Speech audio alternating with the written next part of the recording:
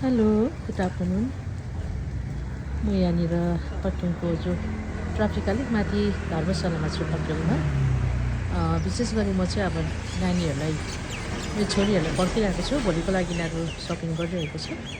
तर म यहाँ धर्मशालामा छु अनि मैले धर्मशालामा यसो बसेर विचार गरेको यहाँनिर यति साह्रो मैला है, यति साह्रो मैला कुचेलाहरू रहेछ यहाँनिर है। हेर्नुहोस् न यहाँ बस्ने जग्गामा कसैले पनि याद गर्दैन क्या यस्तो कुराहरू चाहिँ। अब हेर्नुहोस् न यहाँनिर यो धर्मशाला बनाउने मान्छेलाई चाहिँ म धन्यवाद दिन्छु। तर उहाँहरू यहाँनिर आएर मानिसहरू बसोस्, रेस्ट गरोस् भनेर धर्मशाला बनाइदिएको हो।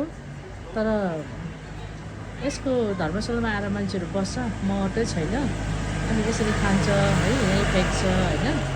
अनि डस्टबिन पनि छैन। हेर्नुहोस् न, एउटा चाहिँ यहाँनिर डस्टबिनको एकदमै जरुरत छ। एउटा डस्टबिन चाहिँ राखिदिनु भयो भने चाहिँ कति राम्रो हुन्थ्यो होला है। अनि मलाई त्यस्तै लाग्छ यहाँनिर। हेर्नुहोस् न, अब सबैजनाको सफा भएर सफा चाहन्छ सबैजना।